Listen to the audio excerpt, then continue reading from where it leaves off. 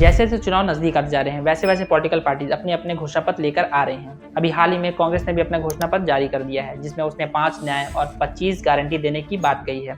कांग्रेस की गारंटी और घोषणा पत्र में क्या क्या है इसको हम किसी और वीडियो में कवर करेंगे, लेकिन आज के इस वीडियो में हम बात करने वाले हैं ज्ञान की, जैसे अभी हाल ही में हमारे देश के प्राइम मिनिस्टर नरेंद्र मोदी जी ने दिया है। लेकिन वीडियो को शुरू करने से पहले अगर आप चैनल पर नए हो तो चैनल को सब्सक्राइब कर लो और पुराने हो तो इस वीडियो को अपने सभी दोस्तों में शेयर कर दो। तो चलो बिना देर के शुरू करते हैं हमारा आज का ये वीडियो।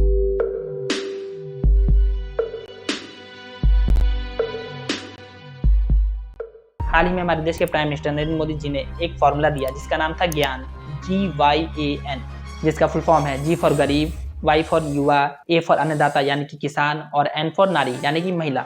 और बीजेपी का घोषणा पत्र इस साल इसी ज्ञान पर बेस्ड होने वाला है और बीजेपी ने इसकी तैयारी अभी से शुरू कर दी। कैसे, चलो जानते हैं। तो देखो, ज्ञान फॉर्मूला में जो G है उसका मतलब है गरीब, और जब तक इंट्री बजट नहीं आया था तब तक हमारे देश में जो गरीब की पॉपुलेशन थी वो थी 105 करोड़। कुछ भी। और हम सभी को ये बात पता है कि इस वक्त हमारे देश की जो पॉपुलेशन है वो है 140 करोड़। बात तो सही है। यानी कि देश भर में सिर्फ 35 करोड़ ही ऐसे लोग हैं जो लोग मिडिल क्लास और अपर क्लास से बिलोंग करते हैं। लेकिन जब इस साल का एंट्री बजट पास किया गया तो उसमें बताया गया कि मोदी सरकार ने 25 करोड़ लोगों को मल्टी डायमेंशनल पॉवर्टी से बाहर निकाला है और अब देश में मात्र 80 करोड़ लोग ही हैं जो कि गरीब हैं। और सरकार ने इन 80 करोड़ लोगों के लिए पूरा रोड मैप तैयार कर रखा है। कैसे? अभी हाल ही में नरेंद्र मोदी जी ने एक भाषण में कहा कि हम अब गरीबों को 2028 तक फ्री राशन देते रहेंगे। सोचो कितनी बड़ी बात है। और देखो, गरीबों की मदद करना, उन्हें फ्री खाना खिलाना कितना पुण्य का काम है। हाँ, इस बात से मैं एग्री करता हूँ कि आप किसी को किसी चीज़ का आदी बना दीजिए तो उसकी फिर सोचने समझने की क्षमता ही खत्म हो जाती है। लेकिन इससे क्या ही फर्क पड़ता है, घर बैठे फ्री खाना तो मिल रहा है, बिजली मिल रहा है, मकान मिल ही रहा है, तो फिर क्या ज़रूरत है काम करने की। इसलिए मेरी सरकार से ये अपील है कि जो आप ये राशन हर 5-5 साल पर एक्सटेंड कर रहे हैं उसको आजीवन के लिए कर दीजिए। फिर लोगों को इस बात की झंझट ही नहीं रहेगी कि कमाना खाना भी होता है, उन्हें तो बस फ्री राशन लेने का ही चिंता रहेगी। अब देखो, हमने ज्ञान के जी को अच्छी तरह समझ लिया है। अब बारी है वाई की। वाई मतलब युवा। वही जो बेरोजगार घूम रहे हैं उनकी बात कर रहे हो क्या? हाँ, इस पर भी आता हूँ, बेरोजगारी पर भी आता हूँ, लेकिन पहले कुछ पॉजिटिव बात तो कर लीजिए।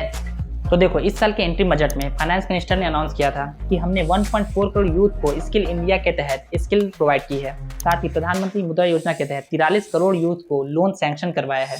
हाँ, इस स्किल को सीखने के बाद कितने लोग को अच्छी प्राइवेट नौकरी मिली है इसका डेटा इसमें नहीं था। अच्छी प्राइवेट नौकरी से मतलब है कि 30 से 40 हज़ार कोई अगर मंथली कमा रहा है तो उसको अच्छी प्राइवेट नौकरी में कंसीडर किया जाएगा। और जो तुमने बेरोजगारी पर बात कही थी उस पर मैंने वीडियो एक बना रखी है, उसको आप आई बटन से जाकर यहाँ से देख सकते हो। और रही बात सरकारी नौकरी की, तो इसके लिए यही कहना चाहता हूँ कि पिछले 10 साल में मानता हूँ कि सरकारी नौकरी बहुत कम हो गई है, लेकिन इसका मतलब ये नहीं है कि आने वाले 5 सालों में भी और ज़्यादा पब्लिक सेक्टर को प्राइवेट सेक्टर में कन्वर्ट कर दिया जाएगा। बी पॉजिटिव ब्रो, इन 10 सालों में ना सही, आने वाले 10 सालों में तुम्हें नौकरी ज़रूर मिलेगी।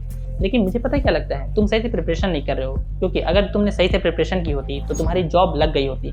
देखो कितने लोग हैं जो लोग प्रिपरेशन कर रहे हैं और जॉब ले रहे हैं, सरकारी नौकरी लग रही है। तुम लग रहा है सही से वाकई में प्रिपरेशन नहीं कर रहे हो। अरे लेकिन वैकेंसी कितनी कम आ रही है, ये नहीं दिख रहा क्या? अरे चुप कर, कुछ भी मत बोल। अब ज्ञान के जी और वाई को समझने के बाद हम ए पर पहुंच गए हैं, जिसका मतलब है अन्नदाता यानी कि किसान। वही जो प्रोटेस्ट कर रहे हैं उनकी बात कर रहे हो क्या? अरे नहीं रे, वो किसान थोड़ी ना है, वो तो ब्लैकमेलर्स हैं जो सरकार को ब्लैकमेल कर रहे हैं। उनके डिमांड्स ही ऐसे हैं जो पूरे करने लायक नहीं है। लेकिन एमएसपी का वादा तो खुद सरकार ने किया था। अरे रुको, पूरी बात बताने ही नहीं दे रहे हो। और इसलिए भाइयों बहनों, हमने हमारे घोषणा पत्र में कहा है कि हम मिनिमम सपोर्ट प्राइस, उसके लिए एक नियम तय होंगे, उसके पैरामीटर तय होंगे, उसके आधार पर तय होगा। अब भले ही सरकार ने किसानों के लिए एमएसपी कानून नहीं लाया, लेकिन सरकार ने किसानों के लिए काम तो किया है ना। इस साल के एंट्री बजट में ये बताया गया है कि गवर्नमेंट ने पीएम किसान योजना के तहत 11.8 करोड़ फार्मर्स को डायरेक्ट फाइनेंशियल असिस्टेंस प्रोवाइड कराया है। हाँ, भले ही सरकार किसानों की मांगे पूरी न कर रही हो, लेकिन हर साल किसानों को 6,000 रुपए तो दे रही है ना। और इससे ज्यादा क्या ही चाहिए किसानों को, जब देखो तब प्रोटेस्ट पर बैठ जाते हैं, सरकार की इज्जत ही नहीं कर रहे हैं। अरे मेरे किसान भाई, एक बार तुम सरकार बना कर तो देखो, फिर तुम्हारी सारी समस्याएं खत्म ही कर दी जाएगी। क्यों, इस बार सरकार प्रोटेस्ट करने पर ही रोक लगा देगी क्या? अबे क्या बोल रहा है यार। तो अब तक हमने ज्ञान में जी, वाई और ए को समझ लिया है। अब बारी है एन को समझने की। एन मतलब नारी यानी कि महिलाओं का वेलफेयर। और मानो चाहे ना मानो, सरकार ने महिलाओं के लिए काम किया ही है। ठीक है। इसका जीता जाता एग्जाम्पल हमारे देश के प्रेसिडेंट हैं, जो कि एक महिला हैं, और वो भी कैसी महिला जो कि शेड्यूल्ड ट्राइब से बिलोंग करती हैं। इसके अलावा मोदी सरकार ने महिलाओं को सम्मान देने के लिए उन्हें 1/3 सीट पार्लियामेंट में देने का वादा किया है। हाँ, ये बात अलग है कि अभी तक 2021 के सेंसस कंप्लीट नहीं हुए हैं, इसीलिए अभी हमें लोकसभा में वीमेंस का पार्टिसिपेशन उस तरह से देखने को नहीं मिलेगा। हाँ, ये है कि 2029 के बाद जब 2034 का एडिशन आएगा तब उस टाइम हमें पार्लियामेंट में 1/3 सीट पर फीमेल देखने को मिलेंगी। यानी कि 2034 में हम पार्लियामेंट में 1/3 सीट पर महिलाओं को देखेंगे। Are you comedy me? अच्छा, तुम सब न्यूज़ तो देखते ही हो ना। अभी तुमने देखा था ना कि संदेश खाली में किस तरह के इंसिडेंट हुए हैं, महिलाओं पर कितना ज़्यादा अत्याचार किया गया है। और वहाँ पर कौन खड़ा था? हमारे देश के प्राइम मिनिस्टर मोदी जी जाकर वहाँ की महिलाओं को न्याय देने की बात कर रहे थे। अब इससे ज़्यादा बड़ा एग्जाम्पल क्या चाहिए? मोदी जी हमेशा हर स्टेट में महिलाओं के लिए खड़े हैं, महिलाओं के सम्मान की रक्षा कर रहे हैं। और उसके बाद भी तुम लोग कहते हो कि मोदी जी देश की महिलाओं के लिए काम नहीं करते हैं। थोड़ा मणिपुर की महिलाओं के लिए भी खड़े हो जाते तो अच्छा होता। वहाँ पर तो इससे डबल ट्रिपल में महिलाओं के साथ अत्याचार किया गया है। वहाँ का नहीं जा रहे हैं दुख बांटने। चुप। हिपोक्रेसी की भी सीमा होती है।